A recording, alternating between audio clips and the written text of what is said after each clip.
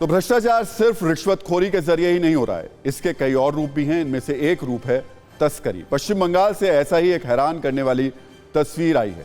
BJP नेता शुभेंदु अधिकारी ने एक तस्वीर ट्वीट कर सूबे में हो रही गौ तस्करी की पोल खोल दी है। गौ तस्करी ने जो तरीका अपनाया गया है वो कुछ फिल्म पुष्पा के जैसा है। तस्करी का अंदाज बेशक फिल्मी जैसा हो, लेकिन अपराध असली। ये कहानी तो फिल्मी है, जिसमें दूध के टैंकर के अंदर चंदन की लकड़ी के कारोबार को सिल्वर स्क्रीन पर दिखाया गया। अब आपको ममता राज में पुष्पराज जैसी ही एक असल कहानी दिखाते हैं।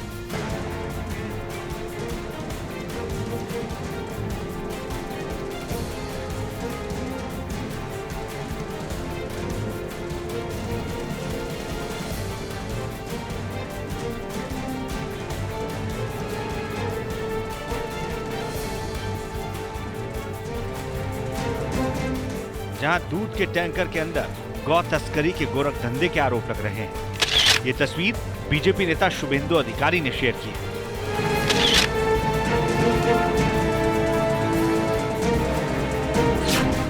यह खुलासा पश्चिम बंगाल के पुरुलिया में हुआ है।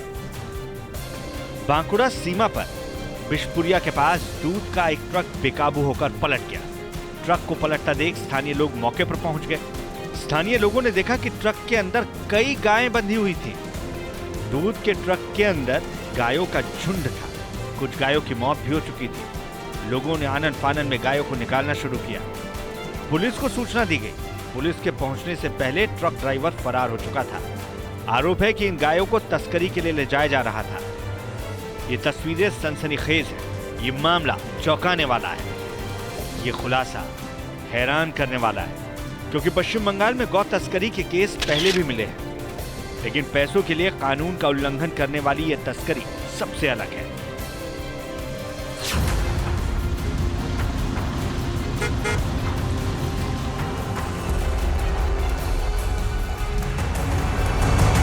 ट्रक दूध का, तस्करी गाय की।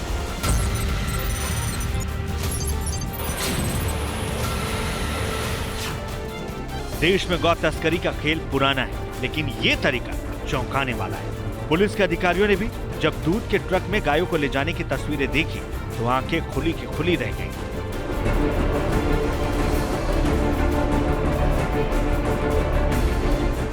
गौ तस्करी के पहले का तरीका अलग था। अधिकारियों ने गौ तस्करों पर लगाम लगाने के लिए इसकी तोड़ निकाल ली थी। गौ तस्करों पर शिकंजा कस लिया था, लेकिन अब आंखों में धूल झोंकने के लिए चंद पैसों के लिए दूध के ट्रक में दूध देने वाली गायों की जान की सौदेबाजी की जा रही है। फिलहाल पश्चिम बंगाल में गौ तस्करी पर राजनीति भी शुरू हो चुकी है। शुभेंदु अधिकारी गौ तस्करी के बहाने पश्चिम बंगाल की ममता सरकार को निशाने पर लेते नजर आए। वहीं दूसरी ओर पश्चिम बंगाल में गाय की तस्करी के मामले में टीएमसी नेता अनुब्रत मंडल की गिरफ्तारी के बाद से राजनीति और भी गर्म हो चुकी है। सीबीआई लगातार गौ तस्करी के नेटवर्क का खुलासा कर रही है। तो पश्चिम बंगाल में गौ तस्करी का मुद्दा पुराना है, इसे लेकर राजनीति भी खूब होती है। बीजेपी आरोप लगाती है कि टीएमसी के नेता और कार्यकर्ता गौ तस्करी के गोरख धंधे में शामिल हैं। यहां हम आपको बताना चाहेंगे कि 2216 किलोमीटर लंबी भारत बांग्लादेश सीमा के जरिए बांग्लादेश में गौ तस्करी की जाती है। एजेंसियों के मुताबिक मालदा मुर्शिदाबाद के कच्चे रास्ते से रोजाना गायों को बांग्लादेश पहुंचाया जाता है। एजेंसियों का कहना है कि गौ तस्करी के सिर्फ 5% मामलों को ही बीएसएफ के जवान रोक पाते हैं। सितंबर 2020 में सीबीआई ने गौ तस्करी के सरगना एनामुल हक के कोलकाता वाले घर और दफ्तर पर छापेमारी की थी। उसके बाद इस पूरे रैकेट का पर्दाफाश हुआ था।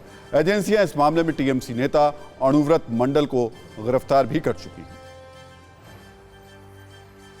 तो आप सोच रहे होंगे कि आखिर पश्चिम बंगाल में गौ तस्करी इतना बड़ा मुद्दा क्यों है? आखिर इस तस्करी के तार नेताओं और राजनीतिक पार्टियों से क्यों जुड़े हुए हैं? इसके पीछे पैसा है। समझने की कोशिश करते हैं कि आखिर तस्करी के खेल में कितना पैसा शामिल है। सीबीआई की एक रिपोर्ट के मुताबिक दिसंबर 2015 से अप्रैल 2017 तक 20,000 गायों को तस्करों के चंगुल से छुड़ाया गया। एजेंसी के मुताबिक सालाना 20,000 मवेशियों की तस्करी भारत से बांग्लादेश की तरफ होती है। एजेंसियों के मुताबिक बांग्लादेश में एक अच्छी गाय की औसतन कीमत करीब 90,000 रुपए है, यानी तस्करी के इस सिंडिकेट की सालाना आमदनी 18,000 करोड़ रुपए होती है। दरअसल बांग्लादेश में गोमांस का व्यापार होता है।